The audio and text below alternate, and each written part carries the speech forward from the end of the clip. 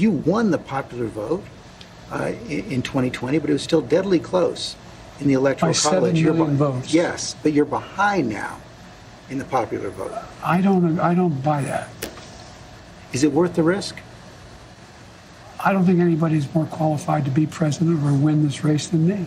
Just finished watching the George Stephanopoulos Joe Biden interview, and not great. We'll get into why, but I'm curious what you think. Did you watch it? Did Biden overperform, underperform? Will it make a difference? Will this only solidify people's calls for him to step aside? Leave a note in the comments. I'm curious what you think. We're going to take a look at some of these interview clips, some of the more important ones. There's also some new reporting we have to talk about. It provides context, and that's what Stephanopoulos was asking about. But more importantly, stay tuned. There is a secret document circulating in Democratic circles that I got my hands on that shows the case that people are making inside the Democratic establishment for somebody other than Biden. And this comes from, allegedly, top Democratic staffers. So you don't want to miss that. Stay tuned for the end. But the first clip I think most of us saw was the one that ABC circulated in advance of the interview. Take a look. Did you ever watch the debate afterwards? I don't think I did, no. This clip could really be a Rorschach test. You could interpret it however you want. It could be an innocuous comment. It also could be that he doesn't actually remember if he watched the debate. But I think the ambiguity there will just make things worse when people are already splitting hairs over every single syllable of every word that Joe Biden says. But there were a couple other moments that were really shocking, and we'll get to those soon, and I'll explain why. We have to look at some of the reporting that's been out there, and especially published over the past 72 hours. Because that reporting really informs some of the questions that Stephanopoulos asked. For instance, Olivia Nuzzi wrote a piece in New York Mag that was published on July 4th. In it, she detailed what she saw and what she's heard over the past few months about Biden's cognitive decline. And I've pulled a couple quotes. Those who encounter the president in social settings sometimes left their interactions disturbed. Longtime friends of the Biden family who spoke to me on the condition of anonymity were shocked to find that the president did not remember their names. At a White House event last year, a guest recalled with horror, realizing that the president would not be able to stay for the reception because it was clear he would not be able to make it through the reception. The guest wasn't sure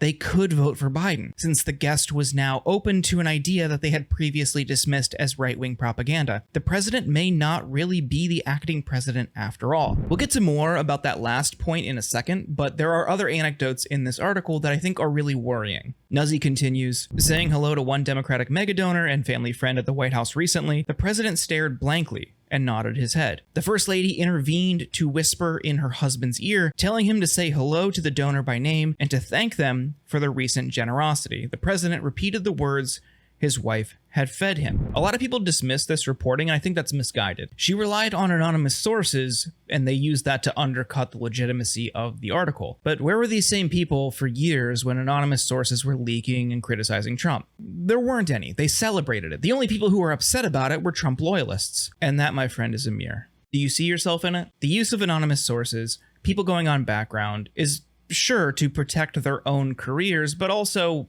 totally commonplace.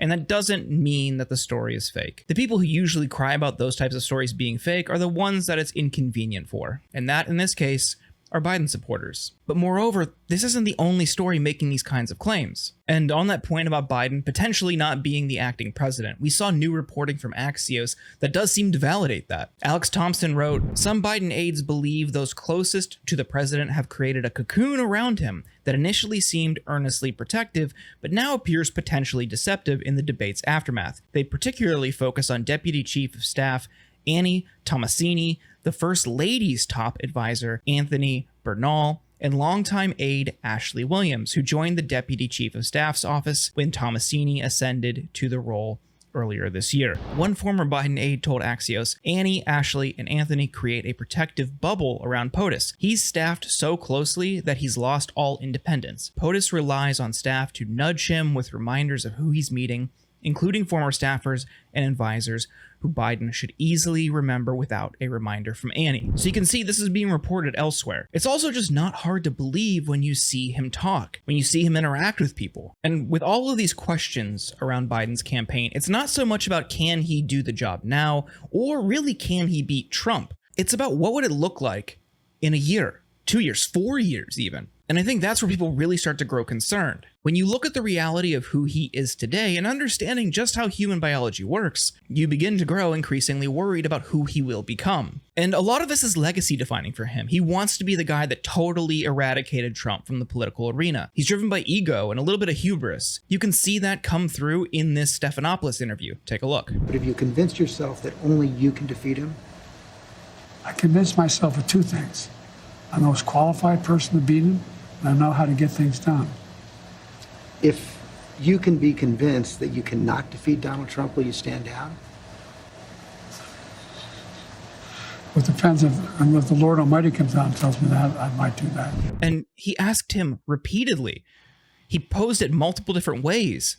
He gave him hypotheticals. And at one point, he even asked about Senator Mark Warner, who's the first person to reportedly call for him to step aside in the Senate. And allegedly, he's gathering other senators to join him. This was Biden's response. Well, on a more practical level, Washington Post just reported in the last hour that Senator Mark Warner is assembling a group of senators together to try and convince you to stand down because they don't think you can win.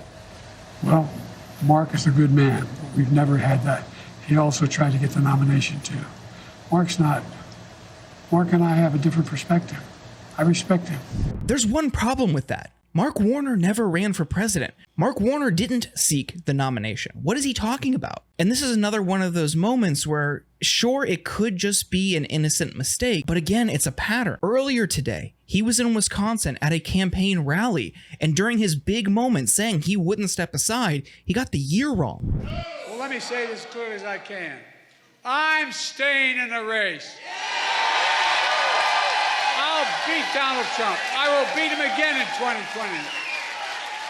If you're just looking at these incidents in a silo, of course you can dismiss them, but these are happening constantly, on top of slowed reaction time, on top of completely blanking out during the debate. There are many people who are calling for him to step down who don't hate him. They support him. They proudly voted for him in 2020. They're doing it because they don't think he's the best person to beat Trump. But he is totally convinced he is the only guy who can do it. Donors aren't so convinced. Of course, there's Reed Hastings. He's the co-founder of Netflix and a huge Democratic mega donor. He publicly said he wants somebody else. He's not going to donate. And now Damon Lindelof, who's a producer and director, wrote this column in Deadline. There is a choice before us, and the choice is this. Do we leave our pitcher on the mound, or do we go to the bullpen for relief? Our president's debate performance has been characterized in many ways, disappointing, upsetting, terrifying, but for me, it was simply game-changing. So yes, let's go with the bullpen, please. Let's go with relief. I propose a dembargo,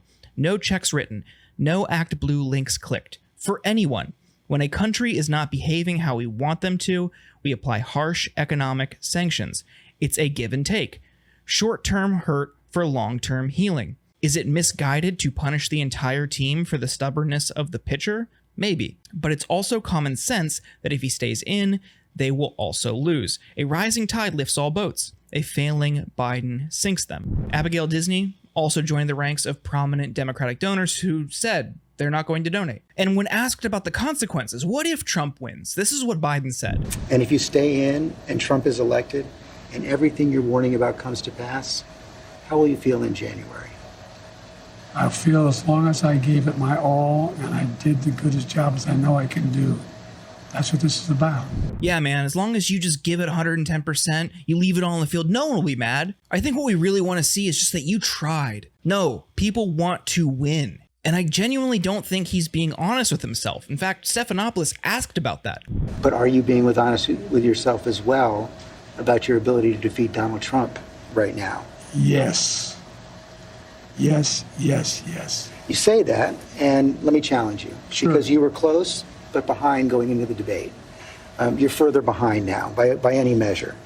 It's been a two-man race for several months. Inflation has come down.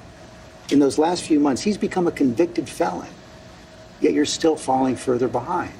You guys keep saying that. George, you know polling better than anybody. Do you think polling data is accurate as it used to be?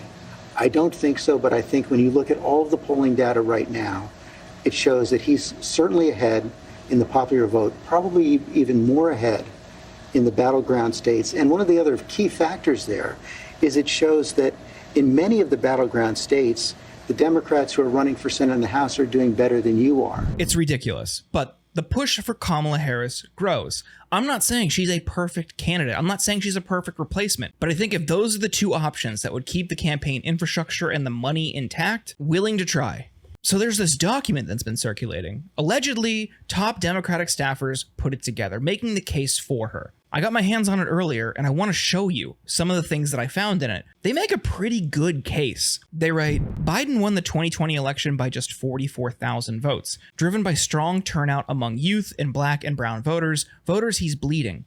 Polling is sparse, but a top-tier quality Times Siena poll in February found Harris nearly 10 points ahead of Biden with black voters. She's 15 points up with Latinos. She's 20 points up with young voters. These are massive advantages. Choosing anyone other than the VP delays the selection of our nominee by 2 months, throws our campaign infrastructure into disarray, and ensures that media attention remains heavily focused on Democratic bickering over the divisions within our coalition instead of Donald Trump and his MAGA agenda. We would then head into a high-stakes, high-uncertainty convention, at which point we would skip over our democratically elected first black woman VP for a likely white candidate who has no comparable national profile, no claim to Democratic legitimacy, and has never been tested on the national stage. This candidate would then have less than 3 months to heal the party's rifts, somehow mend ties with black voters, and stand up a full national campaign to beat Trump.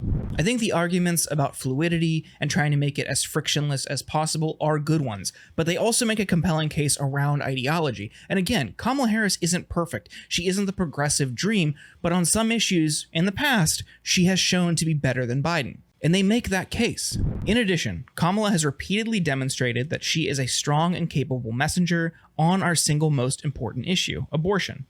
She's widely recognized as one of the administration's best messengers in taking the fight to MAGA, and while the issue is complex and distance here is relative, she's broadly considered to be to Biden's left on Israel-Palestine, an issue where he has major vulnerabilities. Will this ABC interview make a difference? Will it change people's minds? That remains to be seen. But right after the interview, John Carl reported this. And there was one question that you asked where his answer is particularly, I believe, alarming to some of those Democrats. You asked him how he will feel in January if he has lost to Donald Trump and all that he has warned would happen came to pass. And this was his answer. He said, I'll feel, as long as I gave it my all and did the best job I know I can do, that that's what this is about.